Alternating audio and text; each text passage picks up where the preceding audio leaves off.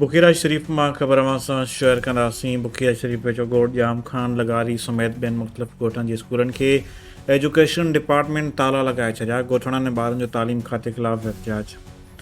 बुखीरा शरीफ़ वेझो union council दाद खान जरवार जो ॻोठ जाम खान लगारी में 1970 खां क़ाइमु हलंदड़ गवर्नमेंट बॉयज़ प्राइमरी स्कूल जाम खान लगारी में उस्ताद न हुजण करे तालका चंबड़ जे एजुकेशन डिपार्टमेंट ताला लॻाए छॾिया, जंहिं ख़िलाफ़ ॻोठ जाम खान लगारी जे रवासन कामरेड अमानुल्ला लगारी, मोहम्मद उर्स हाजी सजाद, हाजी सुल्तान लतीफ़ ऐं ॿिनि जी अॻवानी में एहतिजाज कयो वियो।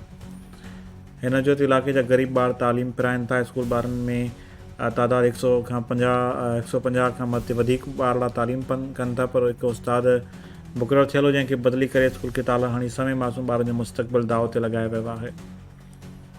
हिननि मुतालबो कयो त गवर्नमेंट बॉयज़ प्राइमरी स्कूल जाम खान लगारी खे फौरी तौर ते बहाल करे उस्ताद मुक़ररु कयो वञे, स्कूल जी बिल्डिंग पिणु ॾिनी वञे।